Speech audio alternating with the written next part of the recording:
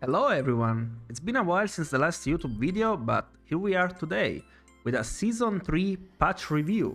Unfortunately, the official patch notes are not out yet, but basically Blizzard already published all the most important news, and that's what we're gonna cover up today.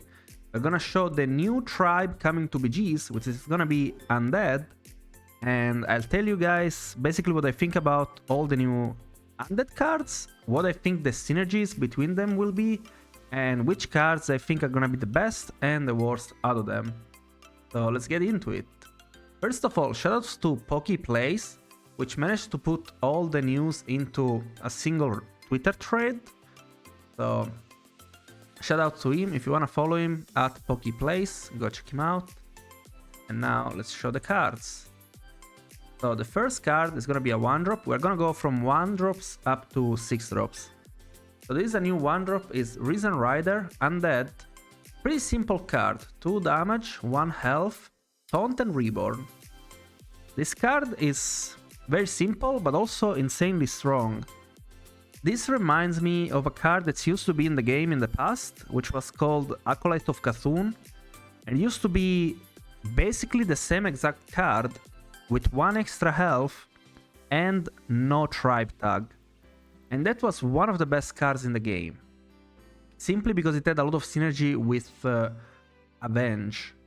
Now this card not only has synergy with Avenge, it also has synergy with Reborn, which is gonna be the main theme of this tribe. So it's gonna synergize with a lot of other cards within the tribe. And it's also an Undead, which is obviously extra added synergy. So yeah, this is gonna be one of the best Undead cards. Obviously, you're not gonna have this in your final comp, but it's gonna be a really good support unit to lean you into playing Undead and enabling all the other strategies. So I'll give this card a 4 out of 5. Really good card, solid card. Now we have the Roothide Null. Another 1-drop, 1/4 Undead, has +1 attack for each friendly minion that died this combat. So in theory you put this in the back of your comp and it's gonna keep growing as more things die. For a 1-drop, it's solid. It's kinda like an hyena, but better, because it starts with a 1/4 stat line, which means it's harder for it to get sniped. And also it's synergized with any minion, not only beast. So yeah, this is basically a better version of Hyena. But Hyena is one of the worst 1-drops in the game. So yeah, this card I'm not a big fan of. It's a good card if you are planning to stay on tier 1 and have other synergies like Micro Mummy, for example, which is also becoming an Undead, by the way. It's gonna be Undead / Max, dual tribe minion. But other than that, the card is not that strong. Usually the best 1-drops tend to be the ones that give you economy, and this one doesn't do that, and it also doesn't provide any extra synergies. It's just a tempo 1-drop, which is mediocre. I'll give it a 1 out of 5. Now, on to the 2-drops. We have Eternal Night. This is a 2-drop 4/1, has +1/+1 for each friendly Eternal Night that died this game, wherever this is. So this is kind of a new keyword, this wherever this is, wherever they are, yada yada yada. And it seems to me that this is gonna be the most busted keyword of the set, like of the new patch.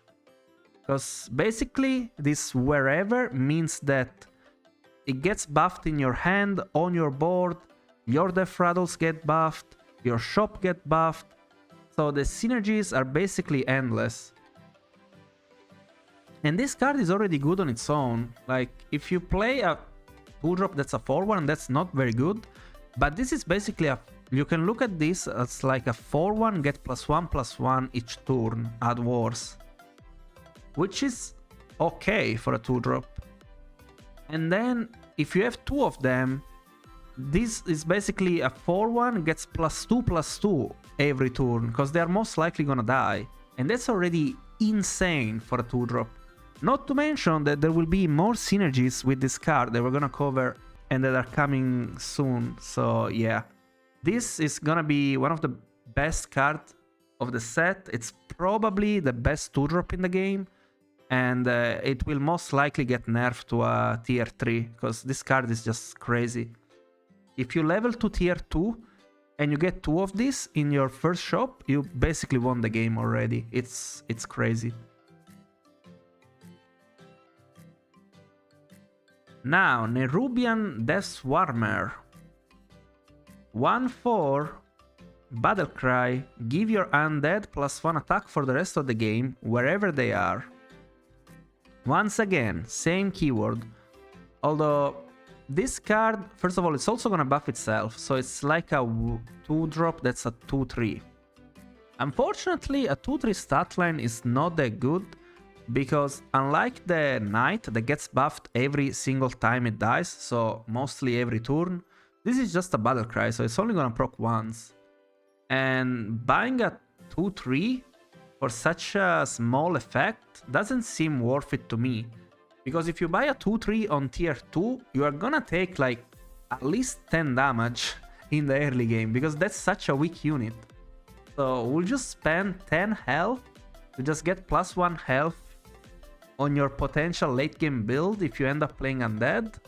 Seems really bad. I hope they will buff this card, because it seems super underwhelming to me. I'll give this 1 out of 5. Also, I forgot to rate the skeleton, but I mean, it's obvious it's gonna be a 5 out of 5. Like, it could even be a 6 out of 5. The skeleton knight is just crazy. Now, Scarlet Skull, another 2-drop. 1/2, so really poor stats. Reborn, Death Rattle, give a friendly undead +1/+2. So, this card seems also pretty underwhelming. Like, on its own, just 1/2 Death Rattle, buff an undead +1/+2 twice since it has Reborn seems really bad, because the 1/2 initial body is not gonna do anything. It's basically gonna ping something twice. And then you also need to have an undead still alive in order to get the buff. I don't see it.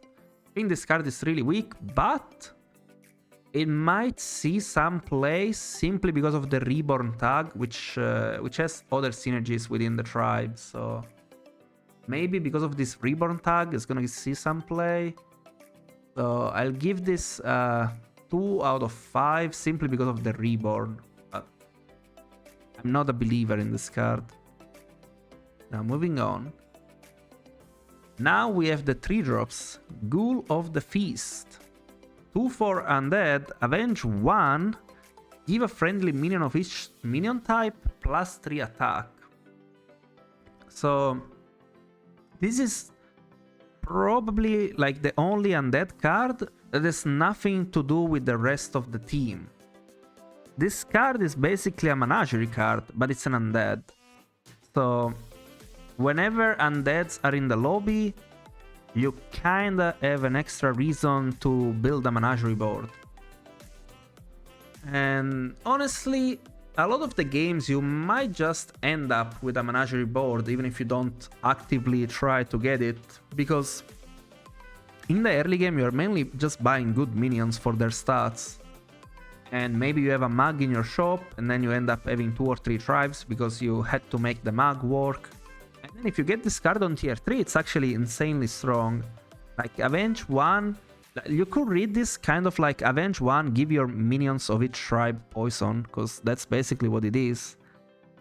And having an early board of poison is gonna allow you to usually win or at least tie the fights, unless you're playing against a lot of Divine Shields, so pretty strong card. I'll give this 3 out of 5.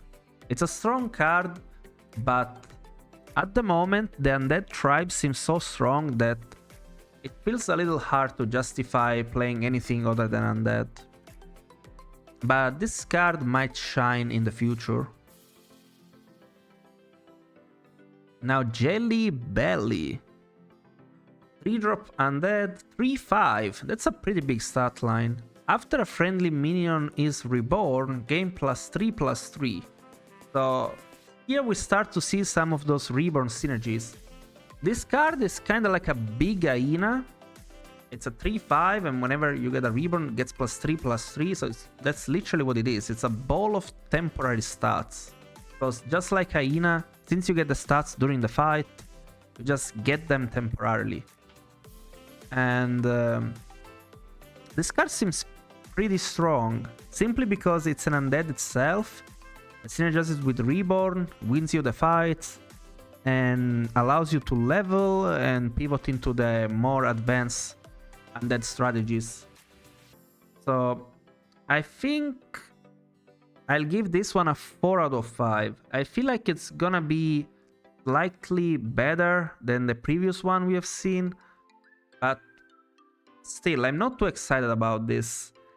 Mainly because by the way things are looking right now, it feels like at this very moment we have the quest meta, which is very mid-range oriented, and in such meta, both those 3-drop will be amazing.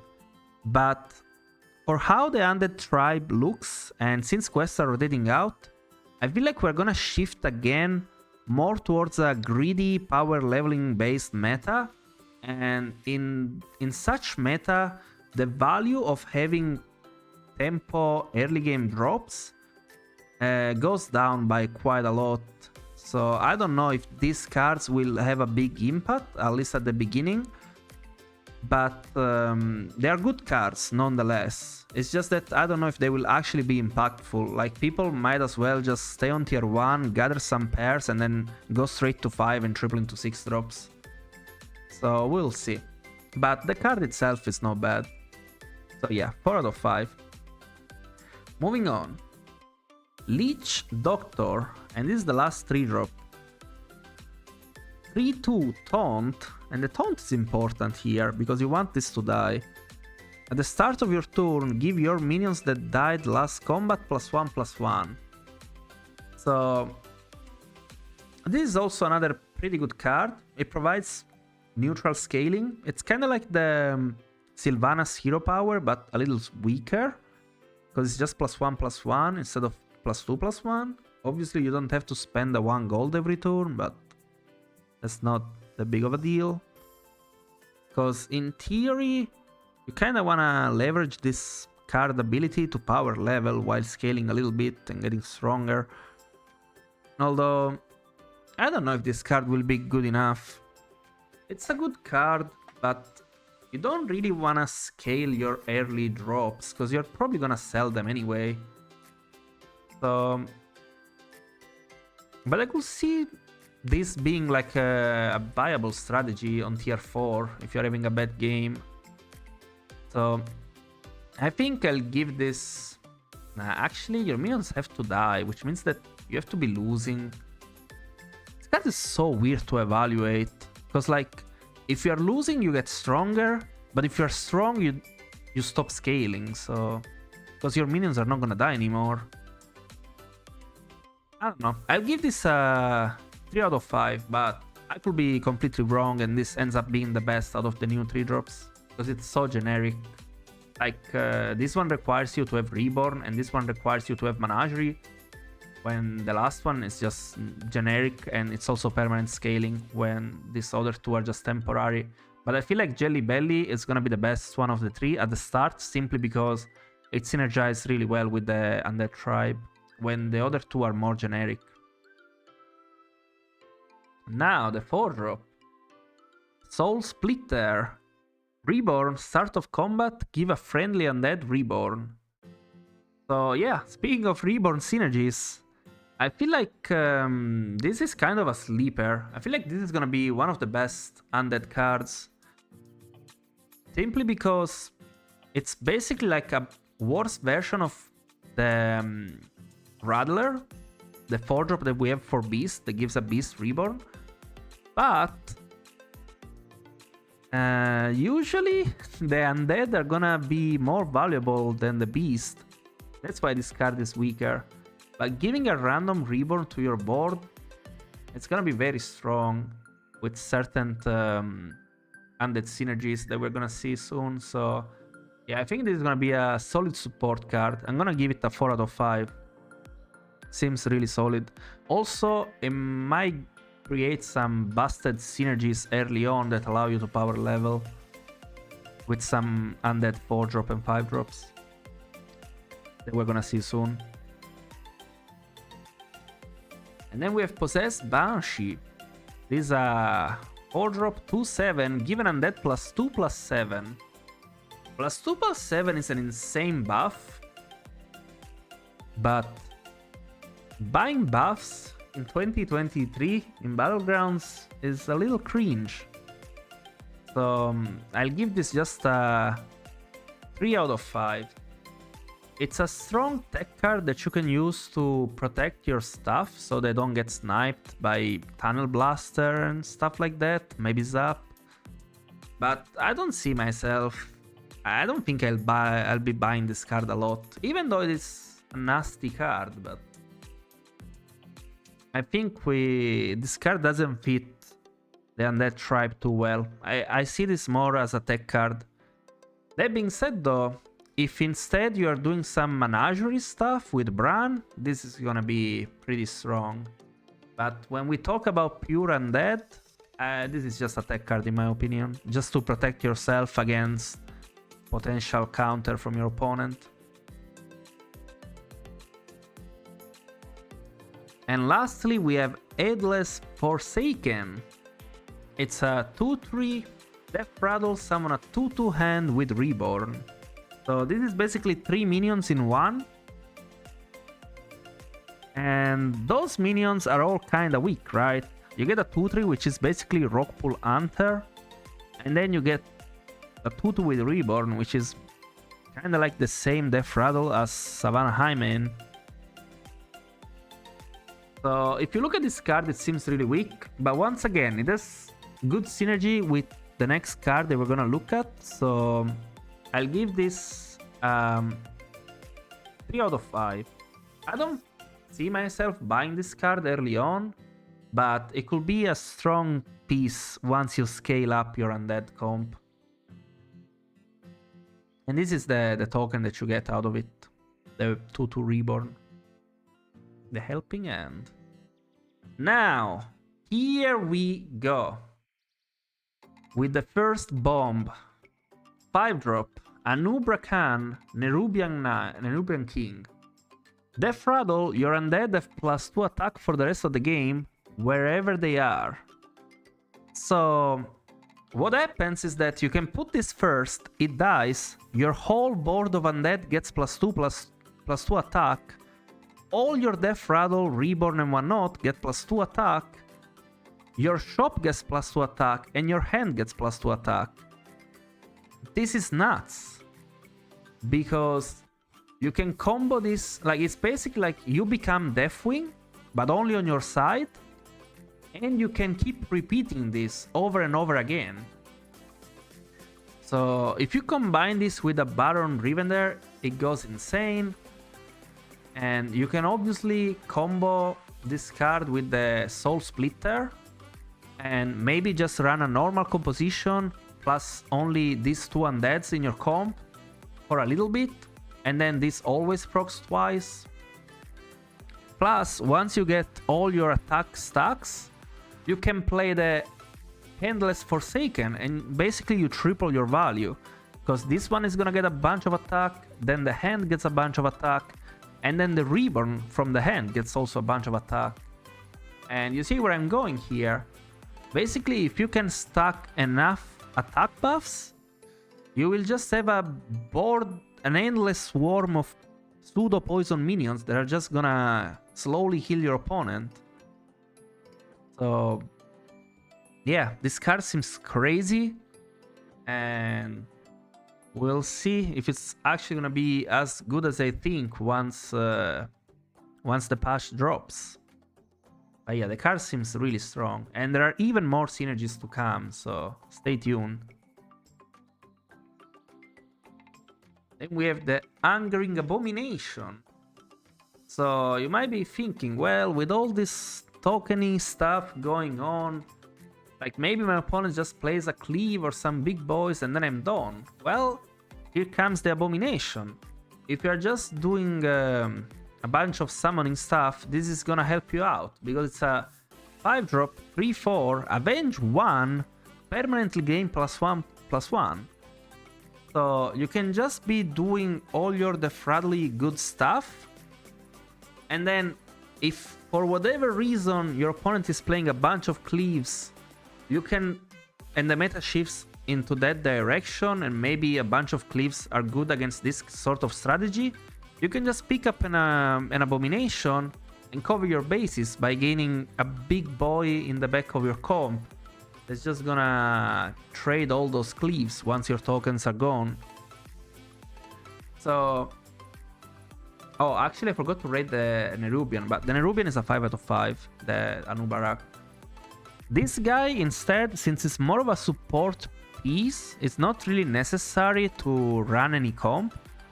I'll give this a 3/5. It's a strong card, but it's not comp defining. Although I could see some Abomination comp just get top 4 on their own, even if you don't get all the other synergies. Because outside of Undead, this card is still busted, right? You don't even need to play an Undead comp with it. You could just play this in any mech or beast comp or even demons. So yeah, pretty good card. And now the 6-drop, Colossus All the Sun. Look at this. 6-drop, 6/6, Divine Shield Reborn. What more do you want? Once again, if you have the Anubrakan, let's say you get +20 attack, this is gonna be a 26/6 Divine Shield. So it deals 26 damage, then it attacks again, then it dies, and it comes back as a 26/1 with Divine Shield again.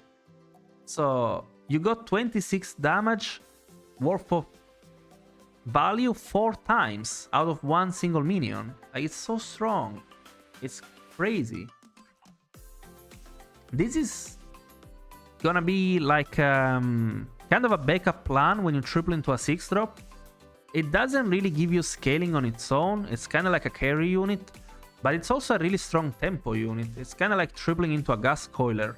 It's a lot of tempo for one card. So you can just triple into this, and then if you're lucky enough to roll into an Ubrakan, you can just build your comp from there. And you already have the Colossus ready. So yeah, very strong card. But I'll give this one a 4/5. It's not a winning card on its own, it's a support. But it's strong, very strong. And now we have the Eternal Summoner. 8/1, Defradle summon 2 Eternal Knights. And if you remember, the Eternal Knight was the new 2-drop, the 4/1 that whenever it dies, it gives +1/+1 to every knight wherever they are. So if you get an early knight, you can start scaling them, and then you get the Summoner and you scale even more, and this is also a gas coiler on crack, because it's an 8/1, and when it dies, it's not gonna summon 2 4/1. Like, it's gonna summon 4/1 that are already buffed up to the amount of knights that have died. So this dies and it's gonna summon, like, I don't know, 8 5s, for example, just to begin with, because those are gonna keep scaling. Like, let's say you have like 5 skeletons on your board because maybe this died and you had a Baron River there and you also had some knights on your board. Well, once every knight dies, all your other knight on your board keeps getting +1/+1 and growing on your board, and they will also stay big for the next fight. Like, it's such a snowball effect, it's crazy. So this is gonna be one of the best strategies. Plus, it also has some small synergies with an Ubrakan, but I feel like this Eternal Knight strategy, it's good enough on its own that doesn't really need any extra support. Like, if you just get the knights early on, then you play this and you're good to go. Now, is this card good enough if you don't, like, if you didn't start your game with any Eternal Knight? So is this good enough if you just triple into it early on and start building from scratch? We'll have to see. But if you already had the synergy on tier 2, this card is crazy.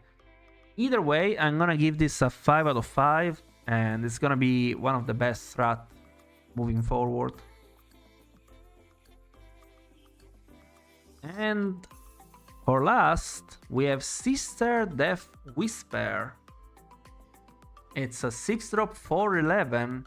After a friendly minion is reborn, give your undead +1/+3 permanently. Keep in mind, this only buffs what's currently alive on your board. It's not wherever they are and such. When I first saw this card, my chat told me that it will buff your shop and everything else, and that's actually not the case. This only buffs what's on your board the moment the Reborn procs. So, that being said, it's still a pretty good card. It's kind of a weird scaling card. We've never had anything like this before in the game. So, we'll have to see how well this is gonna work and if it's gonna be able to keep up with an Ubrakan and the Knight synergies. But I think there's enough Reborn in the tribe that this might just be fine. It's just too hard to evaluate. Although +1/+3, it's a lot of stats. But once again, we have this weird mechanic where we're buffing more health than attack. So maybe at some point your Reborn might not even die anymore. And things are gonna get tricky. Might just be able to taunt them, but we'll see. Either way, this card seems really strong. I'll give it 4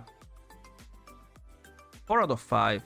I think this card is really strong, but it might be too slow compared to something like Eternal Summoner or even an Ubrak. So yeah. And that's it for my Undead review. These are all the new Undead coming into the game. Actually, there are some more Undead, which are also dual tribe minions though, and I'll cover them in another video. So hope you guys enjoyed this review. Let me know what you think about the new tribe. Are you excited? By the way, all of this is coming out on January 17, so in just a couple of days. And if you liked the video, make sure to leave a like, comment down below, and I'll see you all in the next one. Bye!